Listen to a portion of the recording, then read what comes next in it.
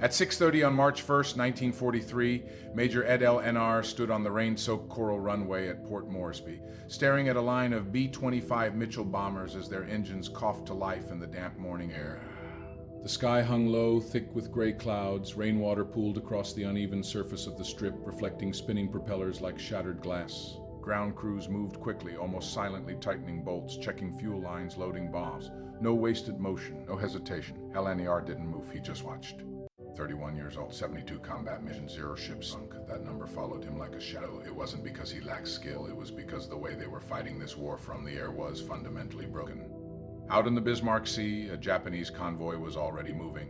8 troop transports, 8 destroyers, nearly 7,000 soldiers on board. Their destination, Lea. If they made it, the war in New Guinea would drag on for months, maybe another year. Every soldier on those ships meant more jungle fight, more ambushes, more graves. American intelligence had intercepted the convoy's departure. This was their chance, maybe their only chance. For 8 months, Allied bombers had attacked Japanese shipping using traditional high-altitude tactics. Climbed to 10,000 feet, stabilized, release bombs in perfect formation. On paper, it was precise. In reality, it failed. The hit rate was just 3%, 97 out of every 100 bombs. It's not because crews were incompetent, because physics didn't care about training. A 1,000-pound bomb dropped from altitude took around 37 seconds to hit the water. 37 seconds. In that time, a destroyer moving at 30 knots could travel over 380 yards. By the time the bomb landed, the ship was already gone. Bombers weren't hitting targets. They were hitting memories of where targets used to be. Larner had seen it over and over again. Perfect bombing patterns surrounding ships, clean circles of beautiful and useless. The ships always sailed through untouched. Meanwhile, Japanese anti-aircraft gunners had all the time they needed. They watched bombers climb, tracked their approach, calculatedly, then fired. Flak burst in precise patterns. Shells exploded around aircraft before bombs were even released.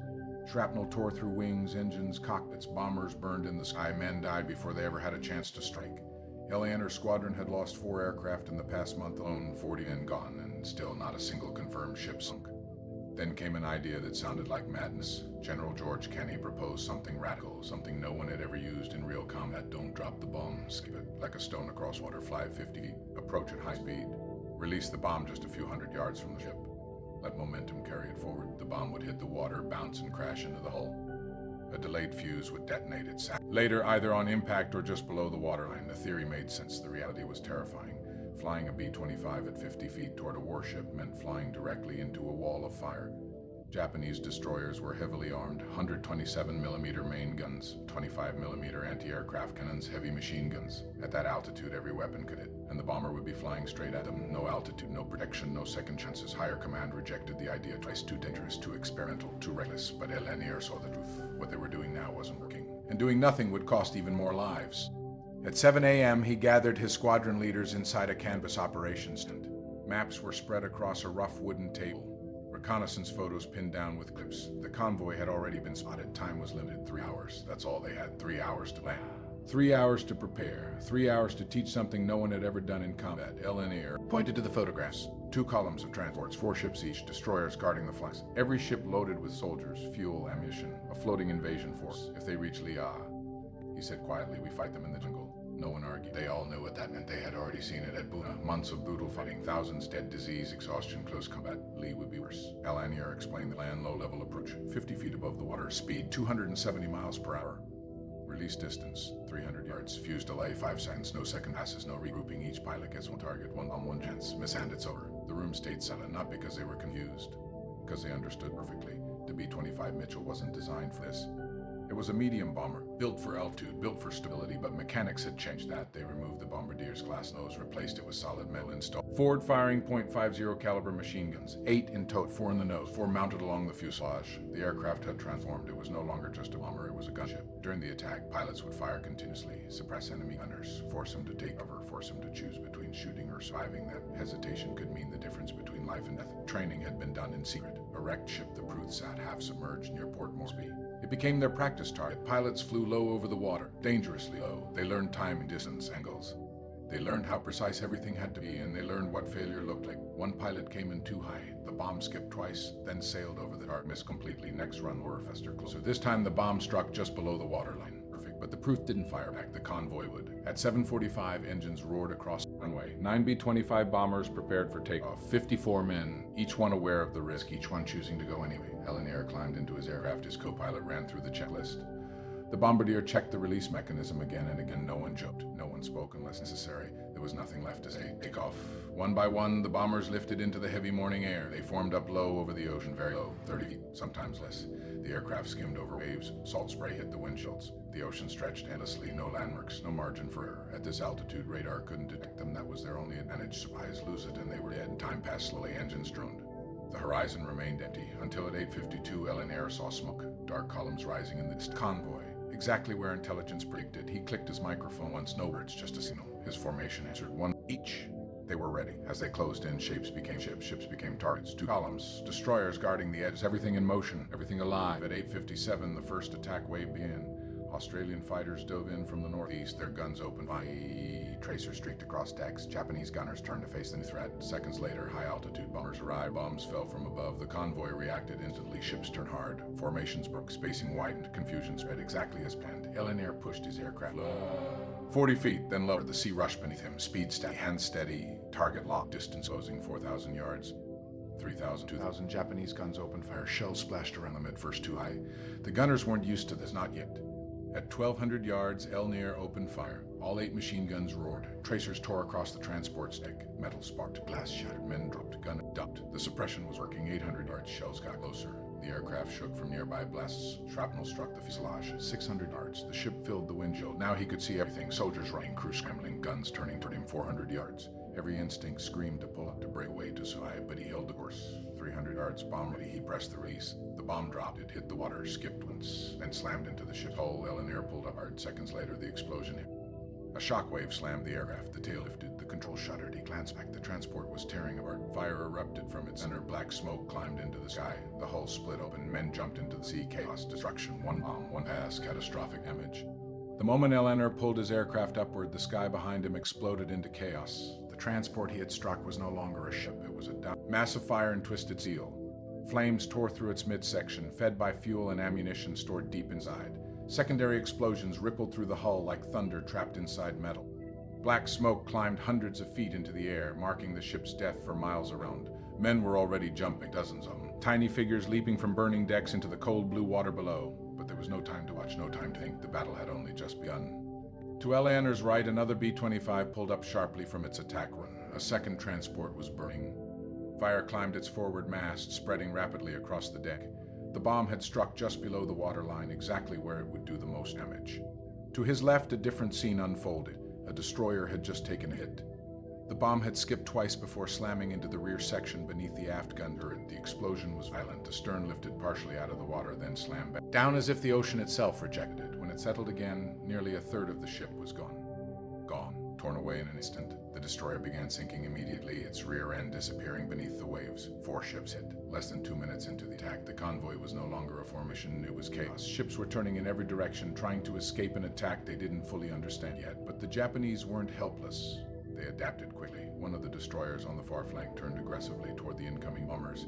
Its main guns fired in rapid succession. The shells screamed through the air. This time they were accurate. Larner saw the impacts walking across the ocean, closer with each shot. Then one of the shells found its target. A B-25 ahead of him suddenly vanished in a flash, not damaged, not spiraling on. The aircraft disintegrated instantly as the shell struck near its bomb load. The explosion consumed everything. Metal, fuel, men. There were no parachutes, no survivors. 5 crew members erased in less than a second. For a brief moment, Larner felt it, that cold, hollow shock.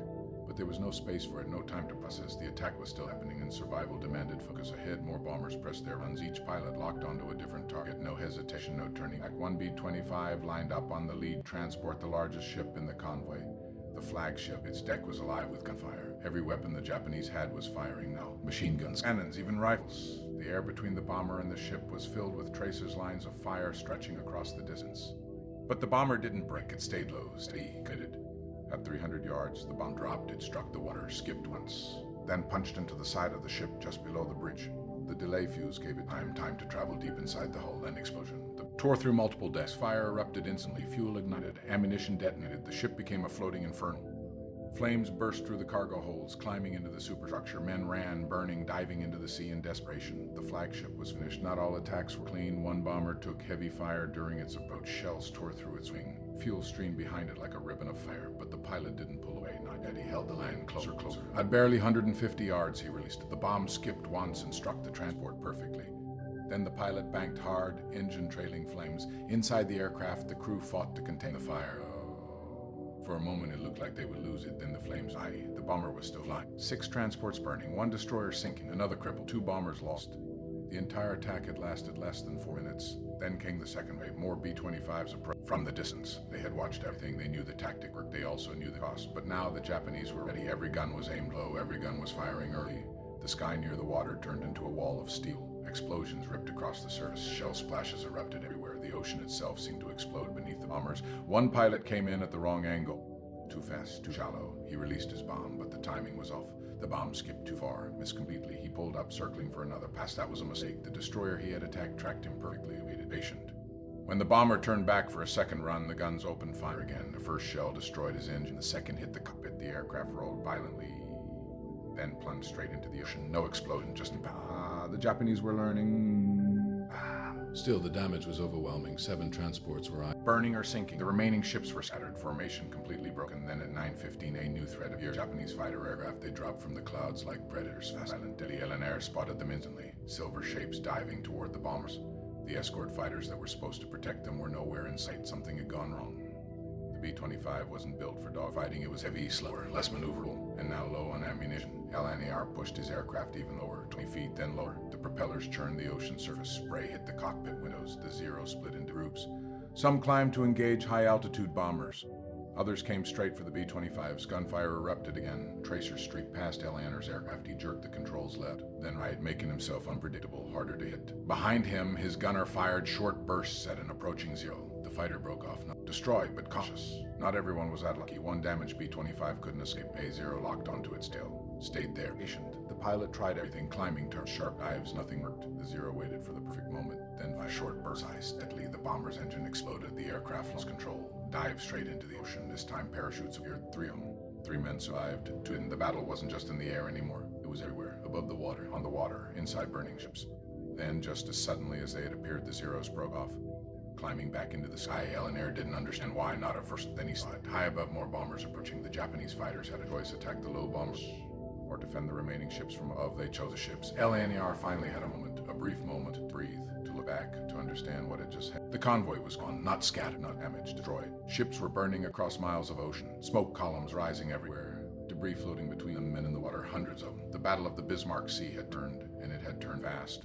By 9:21, the sky over the Bismarck Sea no longer looked like a battlefield. It looked like the end of something. Smoke columns rose in every direction, thick, black, and towering. The ocean below was no longer blue. It was stained with oil, debris, and fire spreading across the surface in jagged, burning lines. Ships that had been part of a tight, disciplined convoy less than 20 minutes earlier were now scattered wrecks. Some were already gone, others were dying slowly. LNR leveled his aircraft at just under 200 feet, his hands still tight on the controls. His breathing hadn't slowed, his heart hadn't either, but the immediate attack phase was over.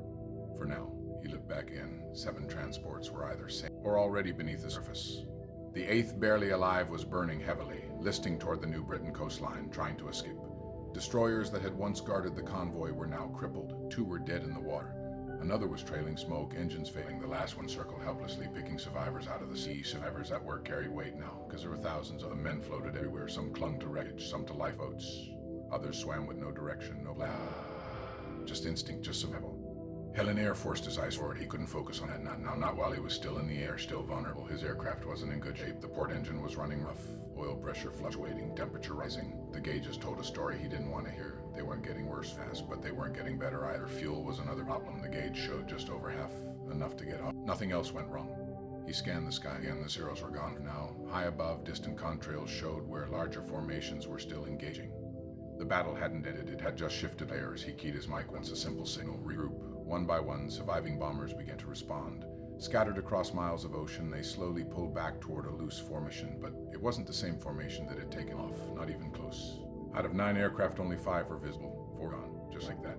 Somewhere below, men were in the water, waiting, or already gone. No one said anything over the radio. They didn't need to. Everyone knew the numbers. Everyone felt the loss, but the mission had worked, and that realization came with something unexpected. Not relief, not victory, something colder, more complicated, because the scale of destruction below wasn't clean, it wasn't precise, it wasn't controlled, it was overwhelming. Japanese convoy hadn't just been defeated, it had been erased. At 9:30, LNR turned his aircraft toward Port Moresby. The journey back would take over an hour, and every minute mattered. The port engine shuddered again, harder this time. A vibration ran through the entire aircraft. His co-pilot glanced at the gauges, no words, just a look. They both knew that engine wasn't going to hold forever. Air made the call, prepared to lighten the aircraft. Immediately, the crew began dumping anything non-essential. Extra ammunition, damaged equipment, loose gear, anything that wasn't critical to staying in the air. Weight meant survival now. Every pound reduced stress on the remaining engine. The bomber slowly stabilized, but not by much. Below them, the coastline of New Guinea was still far away. Too far. Time passed slowly. Every minute felt longer than last. Then, finally, land a faint outline at first, then clear. The southern coast of New Guinea. They were on course, barely. The engine was failing faster now. Oil streamed visibly from the cowling, temperature rising into the red, the vibration getting worse. 5 minutes, the co-pilot said quietly. That was all they had. LNR didn't respond. He just reached forward and feathered the propeller. The damaged engine shut down. The prop blades turned sideways to reduce drag. Now they were flying on one engine. The aircraft slowed to mute. Speed dropped. Altitude began to slip. This was the most dangerous part. Not the attack, not the enemy fire. This. A heavily loaded bomber trying to stay airborne on a single engine. Too slow and it would stall. Too steep and it would fall. Enter adjusted carefully. Every movement controlled. Every input deliberate. The coastline grew closer. 30 miles, 20. And the runway wasn't visible yet, but it didn't matter. They just needed ground. The engine held barely. At 11:17, the runway at Port Moresby came into view. LNR lined up for landing. For error. No second attempt. The aircraft touched down hard. The landing gear absorbed the impact. Barely, the bomber rolled to a stop. Silence. For the first time in hours, silence. LNR didn't move. His hands were still gripping the controls, his body still tense. Next to him, his co-pilot sat frozen. Neither spoke. They had been in the air for nearly 4 hours. But it felt like days. Outside, ground crews were already running toward the aircraft. Others lined the runway, and officers, intelligence teams word as read the convoy had been hit, but no one knew how hard. Not yet. The debrief began almost immediately. Inside the operations tent, surviving pilots sat in a row, tired, silent, still processing questions came fast. How many ships hit? How many sinking? How many bombs released? How many aircraft lost? Each pilot answered as best they could, but no one had the full picture. They had only seen fragments, moments, explosions, fire. It wasn't enough. At 1 p.m., the reconnaissance photos arrived, taken from high altitude, clear, detailed, unmistakable. The room went quiet as they were laid out on the table.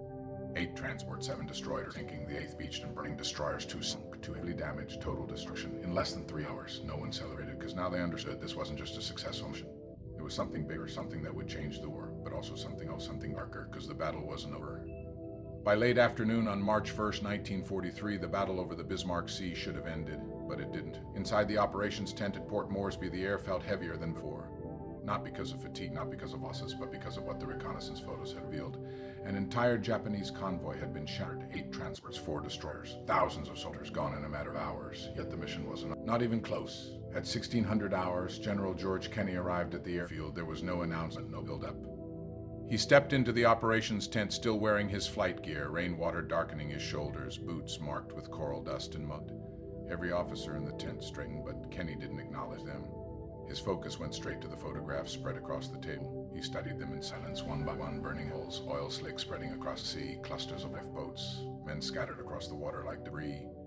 Then his finger stopped on a single image. A transport beached along the New Britain coastline, still burning, still intact enough to matter, head sunk, which meant it could still be used. Supplies could be salvaged, soldiers could be grouped, weapons could be recovered. That was unacceptable. Kenney didn't raise his voice, didn't need to finish it, 2 words clear, final.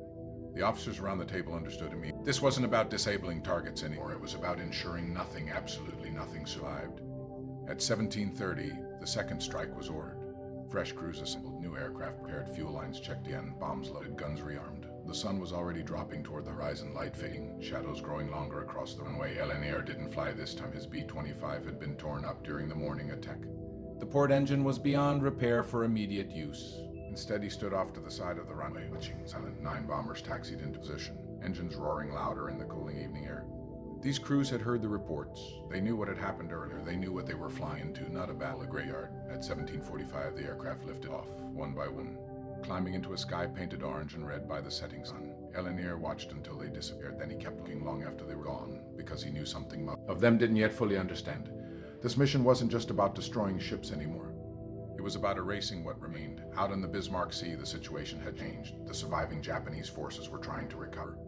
Lifeboats had been launched. Wounded men pulled from the water. Groups of soldiers gathered on pieces of floating wreckage. Some had reached the coastline, climbing onto rocks, dragging themselves onto narrow strips of beach. They were exhausted, injured, disoriented, but alive, and they were trying to survive. Some attempted to not to regroup, to salvage weapons from damaged ships. Others simply lay where they were, too weak to move. They believed the worst was over. They were wrong. As dusk settled, the second strike force arrived low over the water engine, steady formation tight. The pilots could see everything: burning wrecks, still smoking, oil fires drifting across the sea, bodies flowing, debris everywhere. And the transport, still there, still burning, still alive enough to matter. Men were moving across its deck, small figures trying to salvage what they could. The bombers didn't hesitate. They dropped lower 50 feet, then lower. Machine guns opened fire. Traces streaked across the ship. Wood splintered, metal sparked, men scattered in every direction. Some dove overboard instantly. Others tried to reach cover, but there was no real cover left. The first bomb dropped. It hit just short of the hull, skipped once, then slammed into the forward section. The explosion tore open the weakened structure. Flames erupted instantly. The second bomber followed. Perfect timing. The bomb struck amidships. This time the damage wasn't just fire, it was structural. The already damaged hull couldn't take it. Metal twisted, plates buckled, internal compartments collapsed. Water rushed in faster than it could be pumped out. Within minutes, the ship began to settle slowly. At first, faster men scrambled, jumped, fell. Some tried to swim. Others disappeared immediately. By the time the last bomber pulled away, the transport was gone. Completely no salvage, no recovery, no survivors on board. But the attack didn't stop there. Two destroyers were still attempting to escape. Slow but moving, they were trying to reach open water, trying to get out of range. They didn't make it. The bombers split, each selecting a target. The first destroyer took a direct hit near the engine room.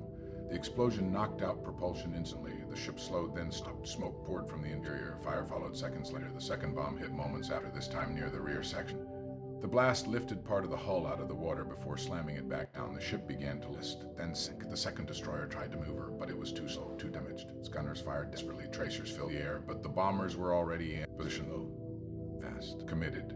The bomb hit just below the water like perfect strike. Water flooded in instantly. The ship rolled to one side, then further, until it couldn't recover. It capsized and disappeared beneath the surface. By nightfall, the convoy no longer existed. 16 ships had started the mission. 14 were now at the bottom of the sea.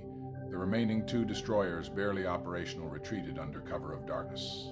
The ocean was quiet again, but it wasn't empty. Thousands of men were still out there, footing, and the war wasn't finished with them. Over the next 48 hours, reconnaissance aircraft continued to patrol the area. They reported lifeboats, rafts, clusters of survivors drifting toward shore. Some made it. Most didn't. American PT boats were dispatched. Their mission was interception. They found what the planes had reported. Groups of survivors, some injured, some barely conscious. A few were taken aboard, but many were not. Orders had shifted. The objective was no longer rescue. It was denial. No surviving force could be allowed to regroup. No reinforcement could be allowed to reach. Shots were fired at left boats, swimmers, at anything that moved. It wasn't recorded in detail, not officially, but it happened in the air. Some bomber crews did the same. Low passes, gun firing at men in the water. War had crossed the line, and no one said it out loud, but everyone felt it. Back at Port Moresby, the second strike returned after dark. The reports were brief. Direct destroyed, destroyers sunk, no ships remaining. Total annihilation. No celebration followed, because by then everyone understood this wasn't just victory. It was something heavier, something that stayed with you. Helen Air stood alone near the runway that night, looking out into the darkness. Engine silent now, sky empty, but his mind wasn't. He could still see it. The explosions, the fire, the ships breaking apart, and the men, always the men. The battle was over. But his consequences were only beginning. In the days following March 2nd, 1943, the waters of the Bismarck Sea told a story no official report could fully capture. Oil still floated in long, dark streaks across the surface. Burned debris drifted slowly with the currents. Fragments of ships, fragments of lives. Reconnaissance flights continued for days. Pilots flying over the same stretch of ocean saw the aftermath clearly. Where there had once been a powerful convoy, there was now emptiness. Occasionally they spotted movement, a raft, a piece of wreckage, a lone survivor. But organized resistance was gone. The Japanese reinforcement operation had failed completely. Out of nearly 7,000 troops that had boarded the transports at Rabble, only a fraction survived. Some estimates placed around 1,200 reaching land, and even those arrived broken. No heavy weapons, no supplies, no structure, no command. They weren't reinforcements anymore, they were survivors. The strategic impact was immediate. Japanese commanders made a decision they had avoided until now. No more large convoys within range of Allied aircraft. It was too dangerous, too costly, too unpredictable. The loss at the Bismarck Sea had proven something undeniable. Air power, when used differently, could dominate the ocean, not from high altitude, not from safety, but from close range, from risk, from precision. Skip bombing had changed everything. Within weeks, the tactic began spreading. More squadrons were trained, more aircraft modified, forward-firing guns increased, armor added, techniques refined. Pilots learned to fly lower, faster, more aggressively. Coordination improved. High-altitude bombers would strike first, forcing ships to maneuver. Fighter aircraft would follow, strafing decks, suppressing anti-aircraft fire. Then skip bombers would come in low, while the enemy was distracted, confused, overwhelmed. The results were devastating. Over the next years, hundreds of Japanese vessels would be sunk or damaged using variations of the same tactic. Supply lines collapsed, isolated garrisons began to starve. Without ammunition, without food, without reinforcements, positions that once seemed unbreakable started to fall.